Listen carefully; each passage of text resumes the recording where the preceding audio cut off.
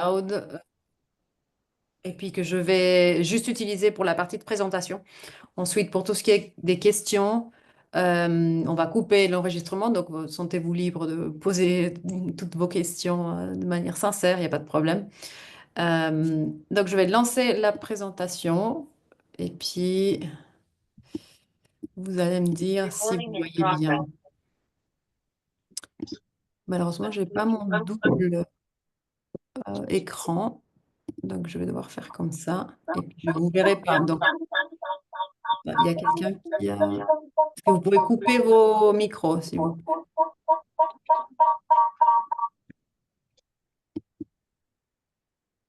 Je vais désactiver tous les sons, comme ça, on est sûr. Voilà. Et puis, vous me faites signe, pour, s'il vous plaît, les autres, s'il y a des personnes qui veulent parler. Donc, voilà. Est-ce que vous voyez l'écran?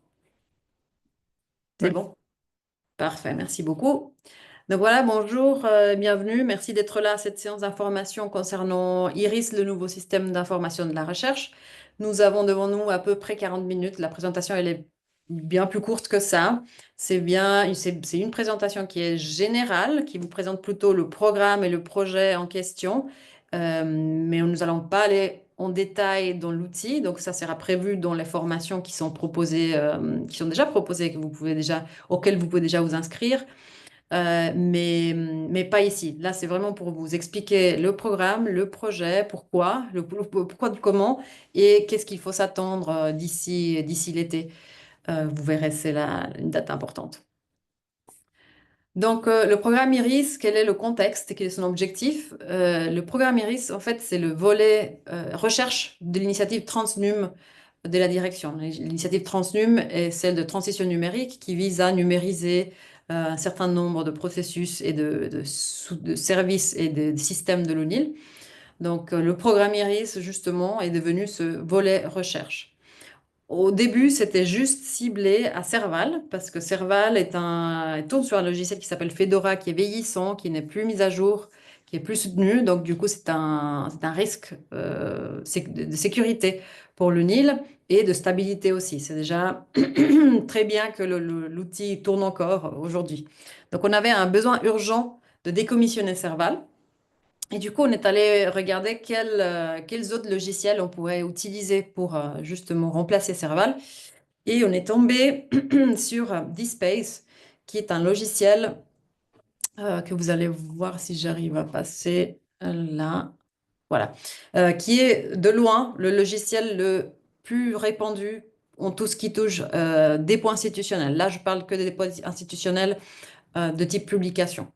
Donc, vous voyez là, ça c'est un directoire de dépôt institutionnel et le logiciel DSpace a 2400 instances sur un total de 4900. Donc, il est de loin le plus utilisé.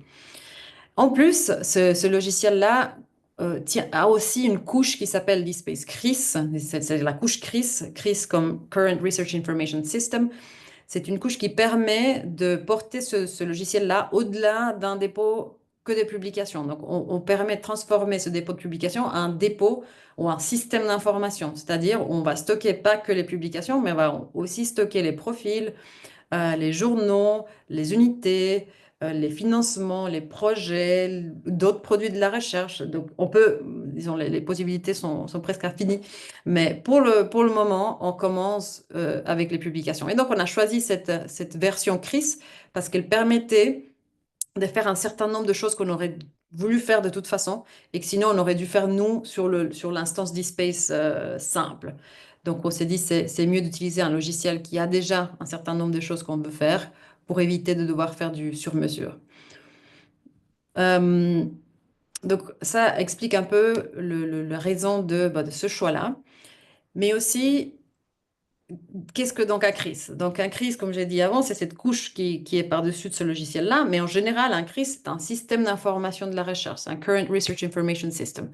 Et qu'est-ce que c'est là? Ben, en fait, c'est juste une base de données, d'informations, mais qui sont contextualisées, qui sont reliées entre elles.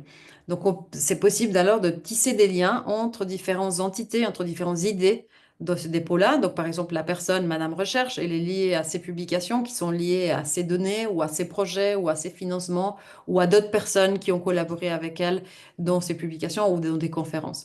Donc, ça nous permet d'avoir une vue contextuelle, globale, holistique, si vous voulez, de la recherche, soit d'une personne, soit d'une unité, soit de l'institution globalement. Donc, ce programme-là, donc la couche crise, même au-dessus de DSpace qui est très utilisé, donc la couche crise est aussi en train d'être, disons, répandue même en Suisse. Donc là, vous voyez quelques exemples de d'autres institutions en Suisse, donc l'Université de St-Gall et l'HES St-Gall et l'Université de Berne et aussi nos voisins EPFL qui ont mis en production il n'y a pas très longtemps leur InfoScience qui tourne aussi sur ce même logiciel d'eSpace Chris. Donc il y a en Suisse en tout cas aussi, on va dire, une adoption grandissante de ce logiciel-là, d'eSpace, mais aussi avec la couche d'eSpace Chris. Et ça, c'est un côté intéressant aussi pour l'interopérabilité et puis de pouvoir parler avec ces autres systèmes. Donc, le contexte et les objectifs de ce projet-là, ou ce programme en général, c'est justement de pouvoir, quel est le bénéfice? Donc, le bénéfice d'avoir un CRIS, c'est d'avoir toutes les informations liées à la recherche au même endroit, que ce soit pour la saisie que pour la consultation. Donc, ça nous permet d'avoir une interface unique pour les chercheuses, pour vous, les chercheurs et chercheuses, mais aussi pour les services administratifs ou pour les facultés, pour consulter ces données-là. Il y a une meilleure expérience dans le sens où une fois que vous apprenez à utiliser l'interface, ça sera la même interface pour toutes les autres entités aussi. Donc, fini les saisies multiples dont Serval, par exemple, d'un côté et Uniscience de l'autre côté, qui avait deux interfaces complètement différentes et deux logiques complètement différentes. Tout est dans le même système. Donc, ça devrait être plus simple après à apprivoiser et à utiliser. Donc, on a une bonne visibilité des collaborations, des liens entre la recherche, ce qui n'était pas le cas non plus avant avec Uniscience et Serval. Et aussi l'interopérabilité, comme j'ai dit, il y a, disons, outre le fait que ce logiciel-là, il est très utilisé et puis de plus en plus utilisé, il y a aussi des connexions natives du logiciel qui permettent de le connecter avec d'autres outils, comme Orchid, par exemple, que vous utilisez certainement, mais aussi des systèmes internes à l'UNIL qui permettraient de améliorer, alimenter ou oui, donner un petit peu plus un peu plus d'informations liées aux choses qui sont stockées dans le dépôt. Aussi pour la valorisation de la recherche, bien sûr, on peut continuer à faire de l'open access dans ce dépôt-là comme on le faisait dans Serval. Donc ça, cela ne change pas.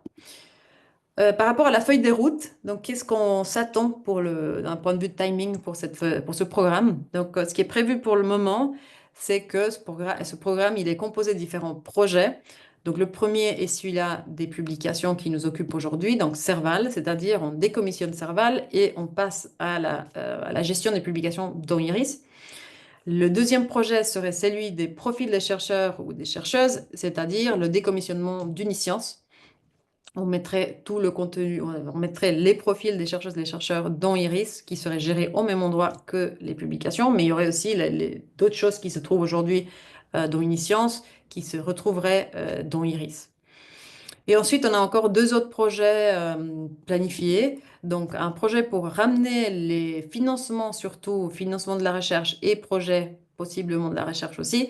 Donc, ça serait lié aux personnes, aux unités et serait visible dans leur profil.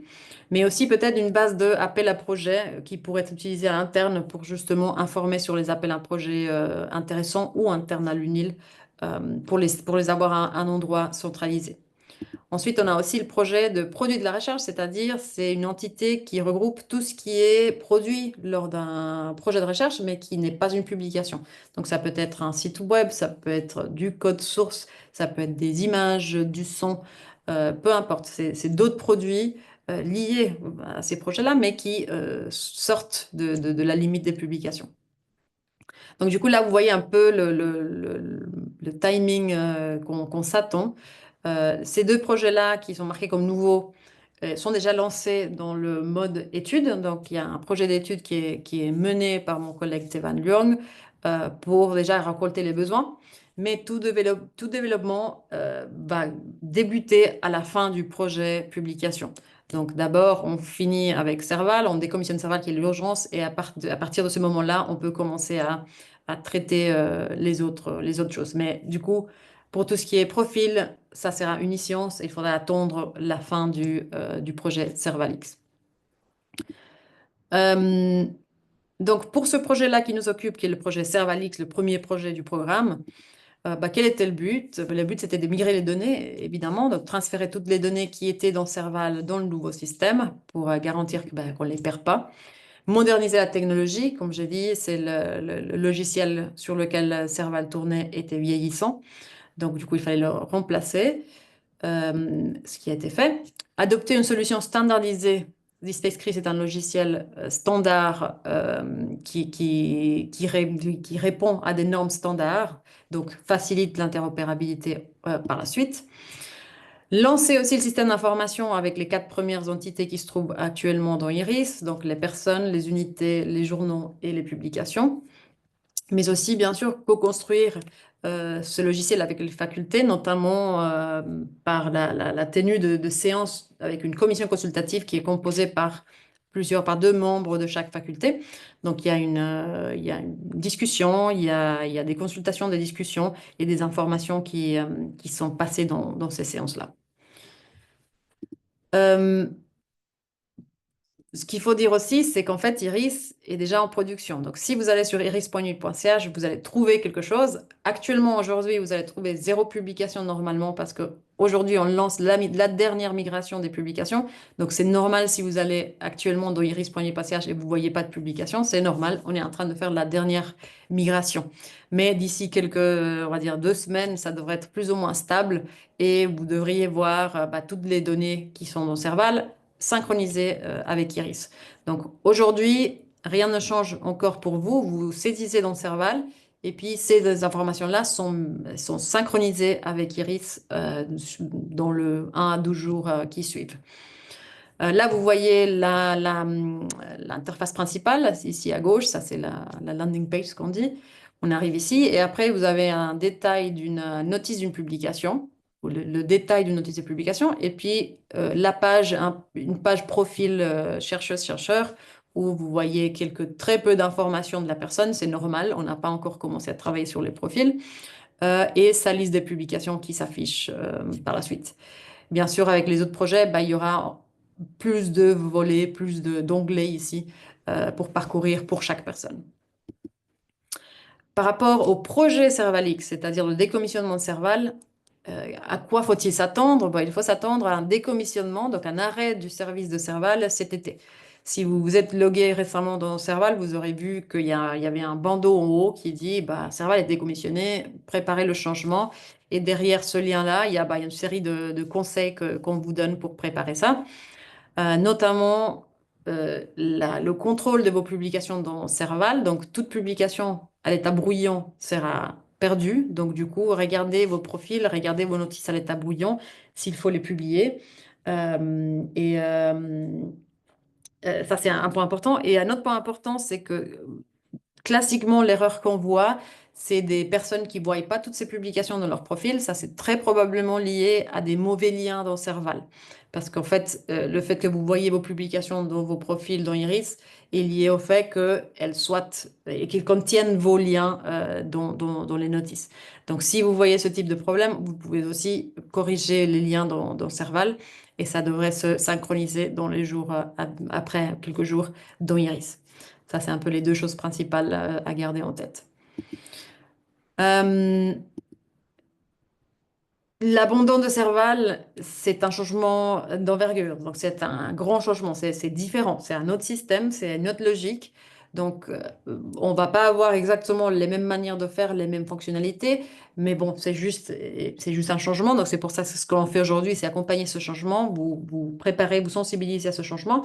Et on mettra à disposition les outils nécessaires pour pouvoir apprivoiser ce nouvel outil. Notamment les formations, vous voyez, si vous allez dans course.nil.ch/service recherche, vous allez trouver plusieurs instances de formation qui vous ont proposé pour le semestre prochain. Et puis, bien sûr, après, par la suite, il y en aura encore.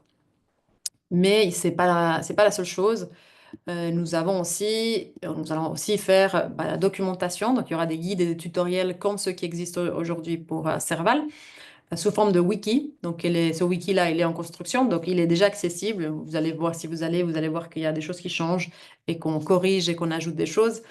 Mais ça sera ici hébergé dans le wiki, toute la documentation, toute l'aide et les tutoriels écrits ou vidéo. Pour le moment, c'est écrit. Et bien sûr, il y a un support technique, un support métier aussi, disponible pour répondre à vos questions et résoudre les problèmes qu'il y aura ou les doutes qu'il y aura au moment de la bascule et puis de changement vers Iris. Il y aura des contacts facultaires qu'on mettra à disposition, donc dont la liste sera à disposition sur le wiki Iris. Donc, elle n'est pas actuellement complète, mais d'ici là, il y aura des contacts comme ça, vous pouvez regarder votre faculté et voir si votre faculté vous propose des contacts spécifiques. Donc, vous pouvez passer par eux. Et sinon, si ces personnes-là ont des problèmes ou des doutes, ils vont remonter ça à Iris. Ou bien, si votre faculté n'a pas de contact, vous pouvez aussi contacter iris@unip.ch directement. Derrière, on aura deux étudiantes qui vont nous épauler pendant la période, ce qu'on appelle le hypercare, c'est-à-dire les 2 mois après la mise en production, qui est le moment où il y aura le plus de questions. Donc, on devrait pouvoir être assez réactif concernant vos questions. Il y a aussi un site web, donc un site web qui s'appelle, bon, vous voyez l'adresse en bas, vp.uni.ch/iris, où il y a des informations concernant le programme, concernant les projets. On met des actualités aussi. On mettra probablement à jour là lorsque on fera nouvelles fonctionnalités seront disponibles. On va les annoncer à fur et à mesure. Donc ça, vous pouvez vous abonner et voir ce qui change ou ce qui arrive de nouveau. Et donc voilà, on arrive à la fin de la présentation. Donc je vais arrêter le partage. Je vais arrêter l'enregistrement et je vais